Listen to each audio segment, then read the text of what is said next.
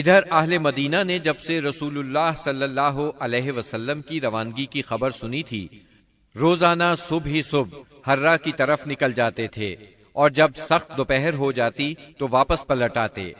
ایک روز طویل انتظار کے بعد لوگ اپنے اپنے گھروں کو واپس جا چکے تھے کہ ایک یہودی اپنے کسی ٹیلے پر کچھ دیکھنے کے لیے چڑھا۔ کیا دیکھتا ہے کہ رسول اللہ صلی اللہ علیہ وسلم اور آپ کے ساتھی سفید کپڑوں میں ملبوس چلے آ رہے ہیں۔ اس نے بے خود ہو کر نہایت بلند آواز سے کہا، عرب کے لوگوں، یہ رہا تمہارا نصیب جس کا تم انتظار کر رہے تھے۔ مسلمانوں نے اس کی آواز سنی تو ہتھیار اٹھا کر استقبال کے لیے دوڑ پڑے۔ سب نے مل کر اللہ اکبر کا نعرہ لگایا۔ پھر یہ لوگ حرہ تک چلے آئے اور وہیں آپ سے ملاقات کی۔ اس کے بعد آپ داہنی جانب مڑ گئے اور قباء میں بنی عمرو بن عوف کی آبادی میں قیام فرمایا۔ آپ سیدنا ابو بکر صدیق رضی اللہ عنہ کے ساتھ دوسرے لوگوں کے درمیان میں بیٹھ گئے۔ اب ہوا یہ کہ جو بھی آتا سیدنا ابو بکر صدیق کو اللہ کا رسول خیال کر کے انہیں سلام کرتا، اس لیے کہ آپ کے بالوں میں سفیدی آ چکی تھی۔ جب اللہ کے رسول صلی اللہ علیہ وسلم پر دھوپ آ گئی اور ابو بکر رضی اللہ عنہ نے آپ کو دھوپ سے بچانے کے لیے چادر تانی تو لوگوں کو معلوم ہوا کہ یہ اللہ کے رسول ہیں۔ اس کے بعد قباء میں آپ نے کلثوم بن حدم رضی اللہ عنہ کے ہاں قیام فرمایا۔ اس سلسلے میں دوسری روایت یہ ہے کہ سعد بن خیثمہ رضی اللہ عنہ کے مکان پر قیام فرمایا۔ وہاں آپ نے 4 دن قیام فرمایا اور مسجد قباء کی بنیاد رکھی اور اس میں نماز پڑھی۔ نبی اکرم صلی اللہ علیہ وسلم نے فرمایا، جو شخص قباء میں 2 رکعت نماز پڑھے اسے عمرے کا ثواب ہوگا۔ نبی کریم صلی اللہ علیہ وسلم کے بعد سیدنا علی رضی اللہ عنہ مکہ مکرمہ میں 3 روز ٹھہرے۔ اس دوران میں مکے کے لوگوں کی جو امانتیں رسول اللہ صلی اللہ علیہ وسلم کے پاس تھیں ان کو ادا کیا، پھر پیدل چل پڑے اور قباء میں رسول اللہ صلی اللہ علیہ وسلم سے آ ملے۔ انہوں نے کلثوم بن حدم رضی اللہ عنہ کے مکان پر قیام کیا۔ رسول اللہ صلی اللہ علیہ وسلم 5ویں دن یہاں سے روانہ ہوئے۔ یہ جمعے کا دن تھا۔ اللہ کے حکم پر روانہ ہوئے۔ ابو بکر صدیق رضی اللہ عنہ آپ کے پیچھے بیٹھے تھے۔ آپ نے اپنے ننھیال بنو نجار کے پاس پیغام بھجوایا۔ وہ لوگ تلواریں لٹکائے حاضر ہوئے۔ آپ نے ان کی معیت میں مدینہ منورہ کی طرف کوچ فرمایا۔ آپ بنو سالم بن عوف کی بستی میں پہنچے تو جمعے کا وقت ہو گیا۔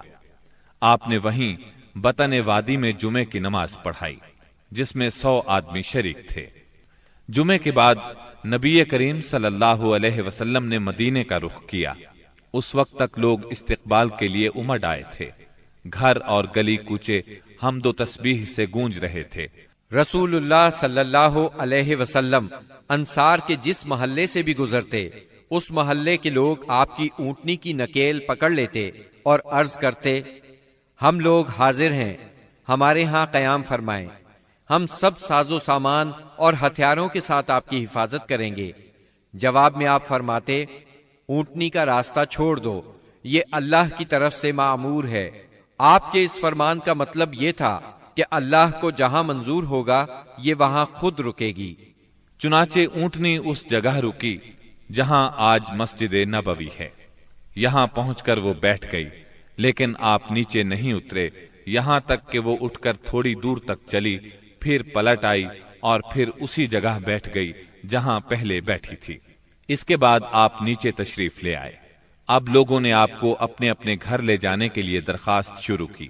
ایسے میں سیدنا ابو ایوب انصاری رضی اللہ عنہ نے جلدی سے اونٹنی کا کجاوا اٹھا لیا اور اپنے گھر لے گئے۔ اس پر آپ نے فرمایا، آدمی اپنے کجاوے کے ساتھ ہے۔ ادھر سیدنا اسعد بن زرارہ رضی اللہ عنہ نے آ کر اونٹنی کی نکیل پکڑ لی، چنانچہ یہ اونٹنی انہی کے پاس رہی۔ صحیح بخاری میں سیدنا انس رضی اللہ عنہ سے روایت ہے کہ نبی صلی اللہ علیہ وسلم نے فرمایا، یہاں سے ہمارے کس آدمی کا گھر زیادہ قریب ہے؟ سیدنا ابو ایوب انصاری رضی اللہ عنہ فوراً بول اٹھے، اے اللہ کے رسول، میرا۔ یہ دیکھیے یہ رہا میرا مکان اور یہ رہا میرا دروازہ۔ نبی کریم صلی اللہ علیہ وسلم نے فرمایا جاؤ اور ہمارے لیے قیلولہ کی جگہ تیار کرو۔ انہوں نے عرض کی آپ دونوں حضرات تشریف لے چلیں، اللہ برکت دے۔ اس طرح میزبانی کا شرف سیدنا ابو ایوب انصاری رضی اللہ عنہ کے حصے میں آیا۔ جب رسول اللہ صلی اللہ علیہ وسلم مدینہ منورہ میں قیام پذیر ہو چکے تو آپ نے سیدنا زید بن حارثہ اور سیدنا ابو رافع رضی اللہ عنہما کو مکہ معظمہ بھیجا۔ وہ نبی کریم صلی اللہ علیہ وسلم کی دونوں صاحبزادیوں سیدہ ام کلثوم اور سیدہ فاطمہ، ام المومنین سیدہ سودا، ام ایمن اور سیدنا اسامہ بن زید رضی اللہ عنہ کو ساتھ لے آئے۔ ان کے ہمراہ سیدنا ابو بکر صدیق رضی اللہ عنہ کے فرزند عبد الرحمن بن ابی بکر بھی اپنے گھرانے کے افراد سیدہ ام رومان، سیدہ عائشہ اور سیدہ اسماء رضی اللہ عنہن کو لے کر مدینہ منورہ آ گئے۔